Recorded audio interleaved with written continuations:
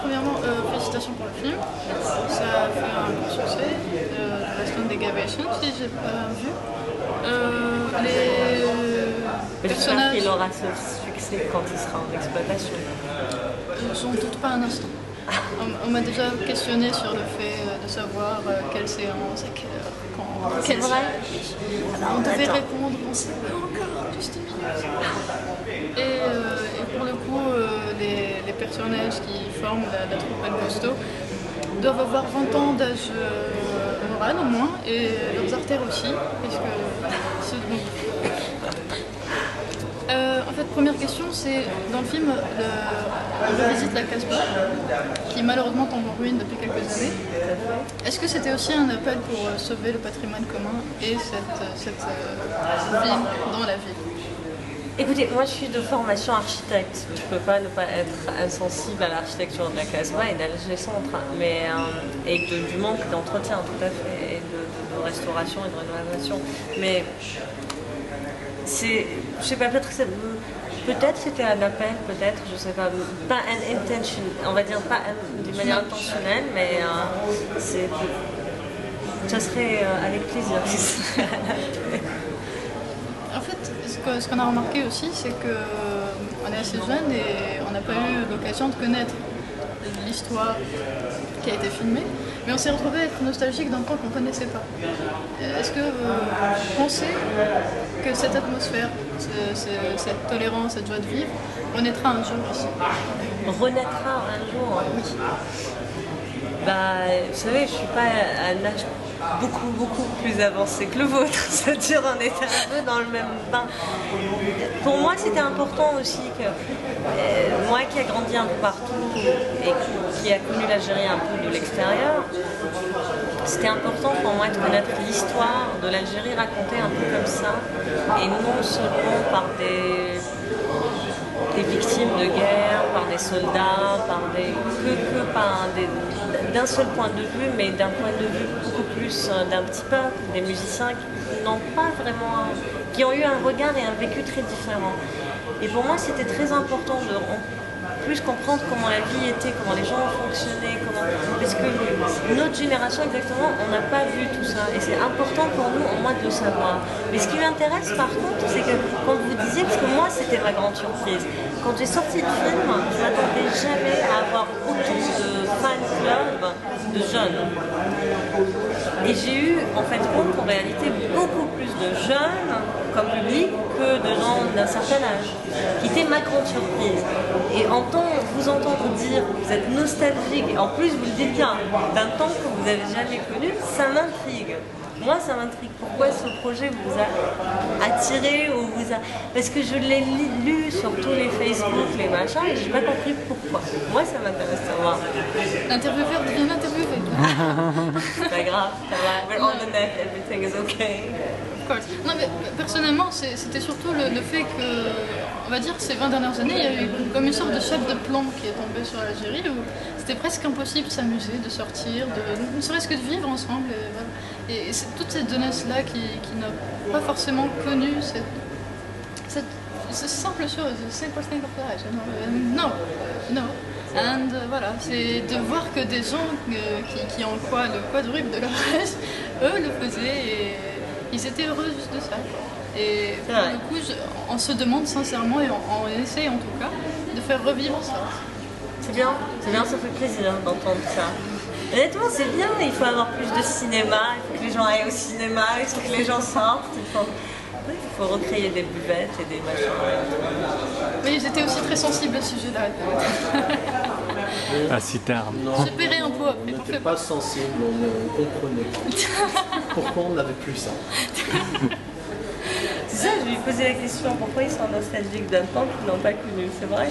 Parce que c'est des choses simples. C'est vrai. Simon a raison, même c'est bien qu'ils soient c'est des choses simples et vraies. On fait partie du message. Tout doucement, mais on essaie de faire revivre ça. En fait, Arrête doucement. Ce que j'ai remarqué, c'est... je ne sais pas si vous avez entendu parler du projet Origine Contrôlée. Oui. Et les Orientales, qui est un trio. Et en fait, ces 5 dernières années, il y a eu les Origines Contrôlées, les Orientales et El Gusto. Donc, est-ce que vous pensez que le shabi, les grands classiques de la musique algérienne ou maghrébine, reviennent à la mode?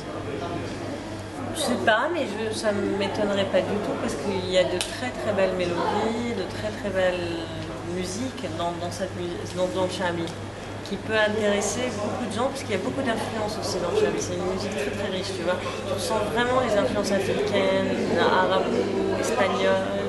Il y a vraiment un vrai mélange. Il y a surtout le fait qu'il y a une vaste espace d'improvisation qui permet exactement cette fusion avec d'autres styles et une évolution à cette musique pour qu'elle ne meure pas, parce qu'il y a des musiques qui sont beaucoup plus compliquées à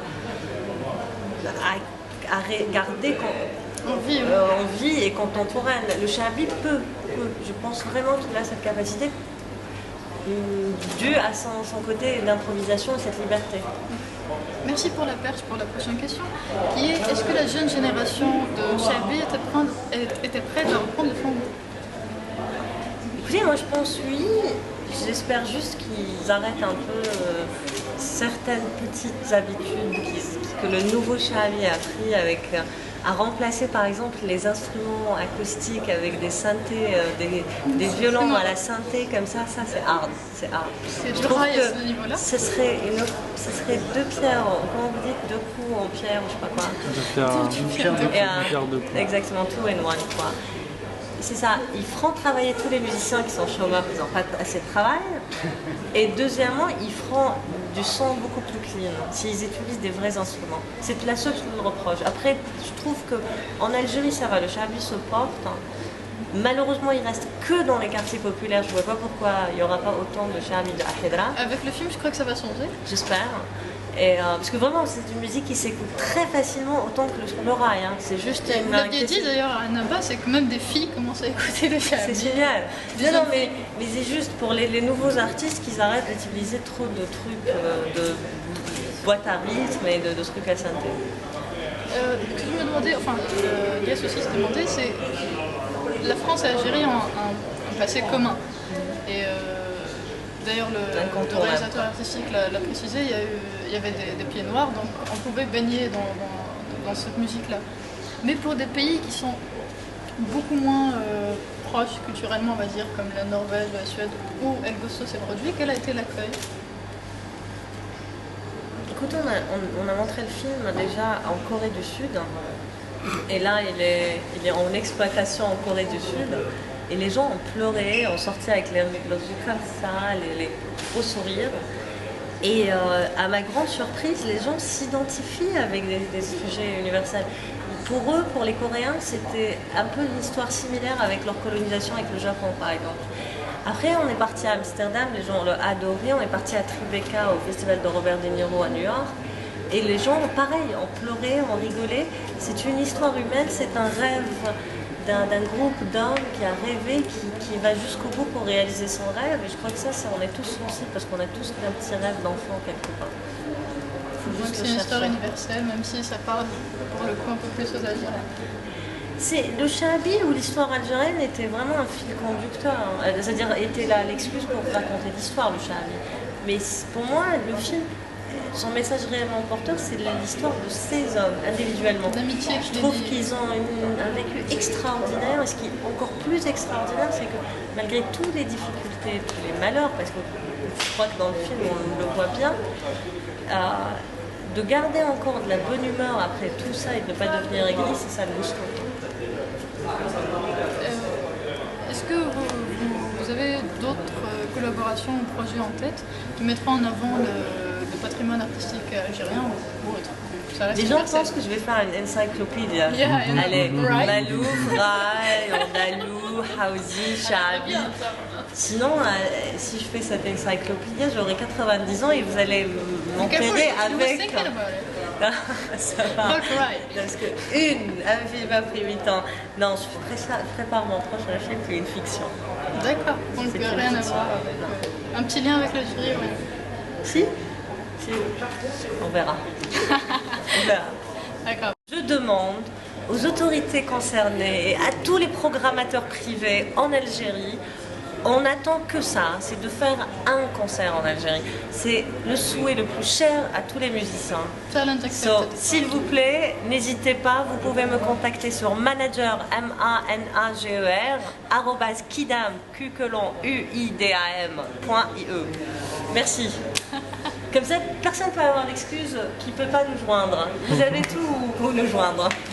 Merci. Merci beaucoup. Merci.